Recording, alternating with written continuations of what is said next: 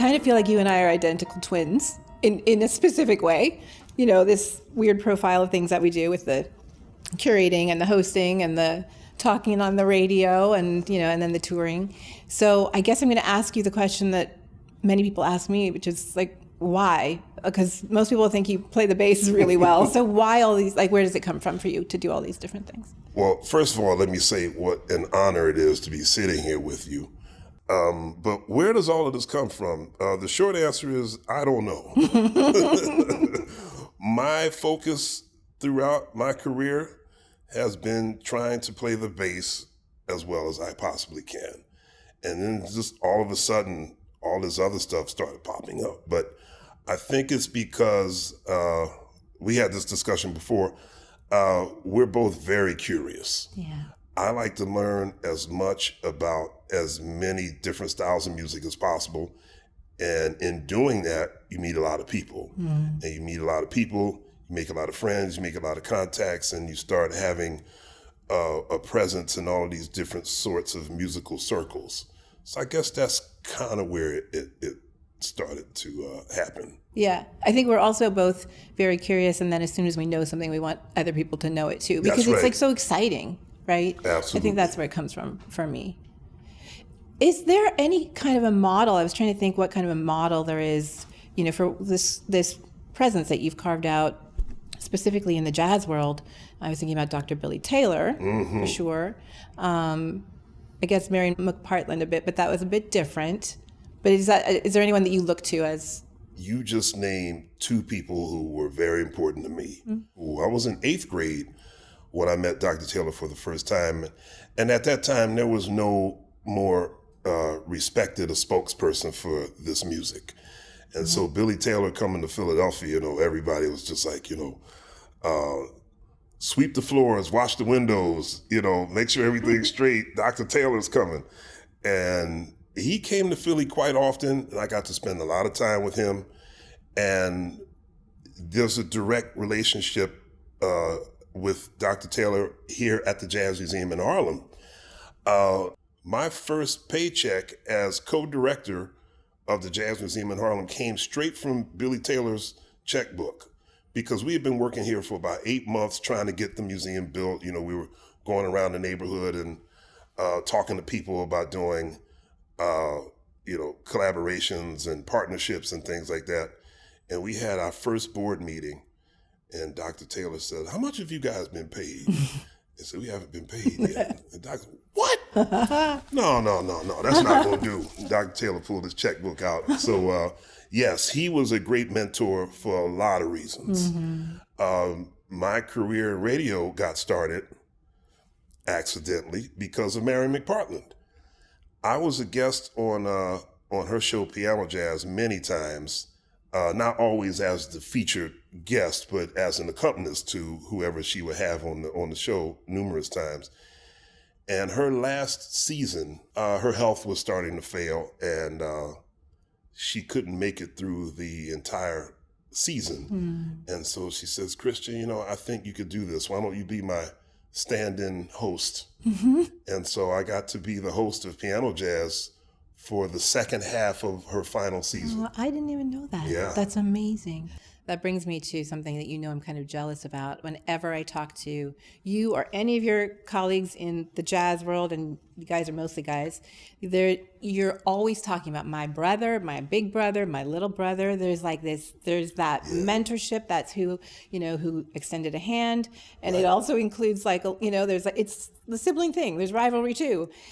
Big time. Yeah, but it's something that I don't, experience in my realm over there. But tell me about who are your brothers?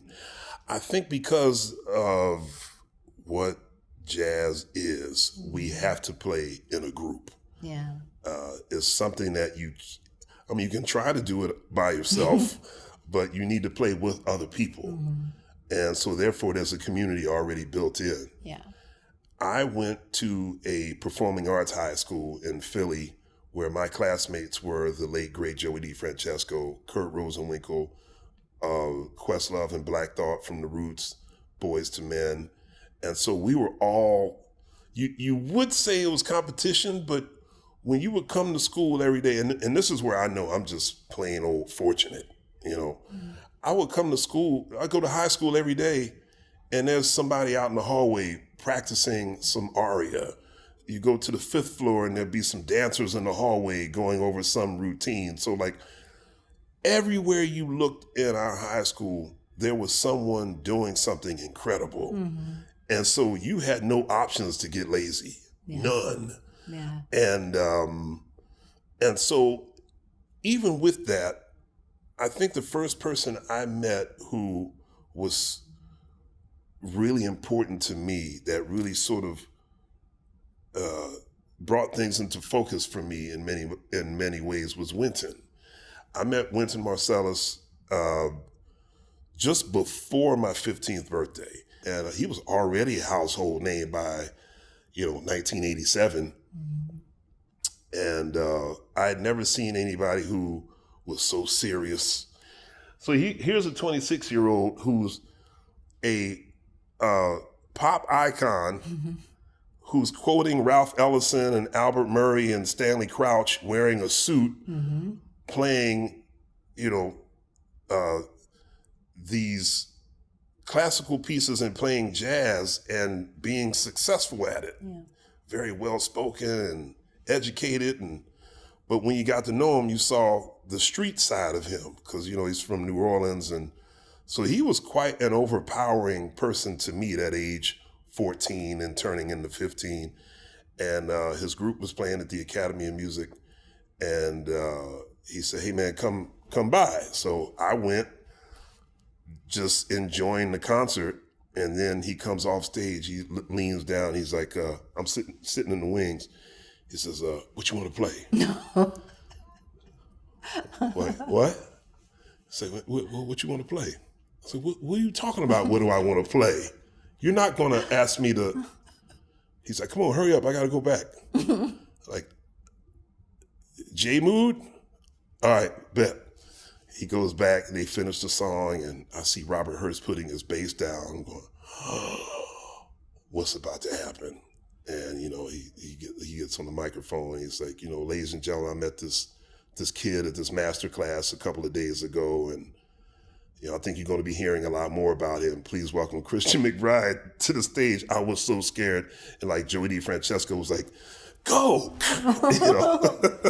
So I went out and I sat in, and, I just had icicles coming off my hands and my feet.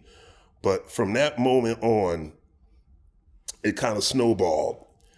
I then met Branford, and when I met Branford, he was like, "Hey, Wynton told me about you." And then I met Terrence Blanchard and Donald Harrison. They was like, "Oh, Wynton and Branford told us about you." So like that whole community, that buzz, which is still, even in the age of social media, that community buzz, that's still the most important thing. Because you can hear somebody on social media be, "Oh yeah, they can play." But at least with me, I get on the phone with people who I trust. Like, "Hey, tell me a little bit about such and such." "Oh yeah, they can play, but they're a little, Right, there's more than the playing. Oh man, listen. Yeah. You don't want to find yourself on a tour bus with just anybody. Look at here. Right? That can be a disaster. Yeah. It's funny that you talk about Wynton and, his moving around so comfortably among genres. Back to Dr. Taylor, I think he coined the phrase, I think he was the one who was sort of promoting this idea about jazz being America's classical music, right? That's right. Which, I wonder what you think about that now. I think I understand what it meant then. And now I think I'm so committed to this idea of just, beyond category, let's stop with the genres altogether. But the use of those categories makes more sense than most about anything else. But I don't know we haven't talked about that, how you feel about that. I feel like categories were created to sell the music. And the whole idea of selling music, that's always been a real difficult conversation to have, to trace back to when recordings were first made, or even, piano rolls. Right. Those were the records, of the 1800s, and early 1900s. So like when records first started coming around, like, I guess the people who created this whole record business, you had to do it by category. You know, we surely don't want white people buying black records because they're going to like them too much. So then they came up with the phrase race records. They were actually called race records, you know. I've seen old jukeboxes, you know, that have that as a category. Yeah, right. Yeah. You know, so I think you and I are most likely very much on the same page about like just doing away with the whole notion of genre. But I also believe in, if you have it, use it to your advantage. And coming up in a school system, or even in a culture, American culture, classical music was always like, okay, if you actually know anything about classical music, you have class, I know. You're elegant, you have sophistication. And if you study classical music, you are really, really a well-trained musician. Like embroidery. Yes, that's right.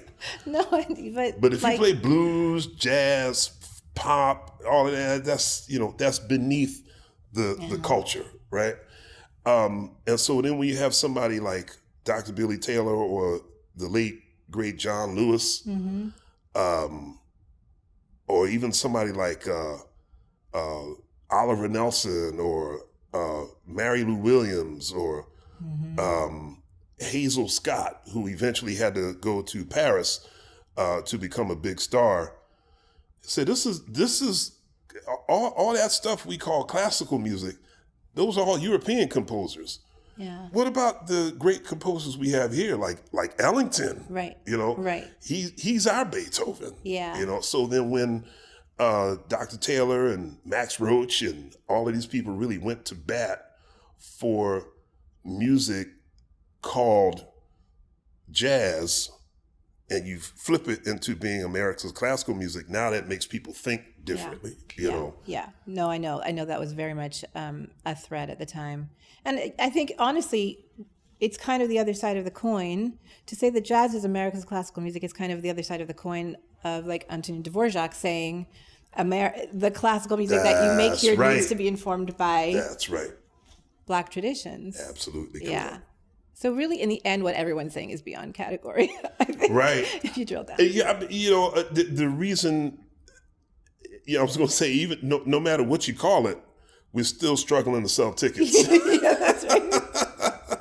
Yeah. So whether you call it jazz, America's classical music, whatever you want to call it, we are still trying to get the layperson to think of something that's not pop music in a more exciting light. Yeah. So I think that we're all fighting. Yes, we are all fighting for the arts, for whatever corner of that that we belong to. I also think that it's a time when we are trying, each of us in our own sphere of influence, to make some change in this country that has a lot of problems, right? And you, in advocating for this music, which really is a manifestation of democracy and freedom and progress in our history, you are doing that by default every day. But I don't know if you think about that in sort of a macro sense. Are you also like a change maker, a fighter for justice and truth, or are you just trying to sell tickets? Yeah, I don't know if I've ever consciously thought of anything I'm doing along those lines. I do realize that I'm doing that to an extent if I actually do stop to think about it. Number one, because we are a product of our history, and there have been a lot of great people and a lot of great things, a lot of profound things, good and bad, that have made us who we are. And so as a musician, when I try to put together these groups, I'm trying to put together forces of good, forces of positivity to make people change the way they think, or at least to consider another way of thinking, whatever it may be. Yeah. That was a trick question. Because you obviously are. I mean, I don't know about obviously. You are such a connector. Some people might hear me play and be like, "Oh yeah, that was cool," and then go home and do what they were doing. I think honestly, I have this joke that you know everyone, but you kind of do know everyone, and I don't think that's just because you're a friendly guy. I think there is this desire to connect people across generations, across traditions. I see you playing with all kinds of musicians. Like, you don't care. It's the curiosity, and connecting people to this music, to this history. And I do think, what I say to young people when I work with them is like, believe that you are changing the world every day. Yeah. Because you are, in some little tiny way you are. And then if we look back, I really do wonder. I know that Bernstein said all these quotable things, but I don't know if he really believed that he was making such a huge change as we now see that he did. Right. And Ellington too. Right. And all these guys. Right. So I declare that you are. Well, I declare the same about you, my friend. Okay, that's fair.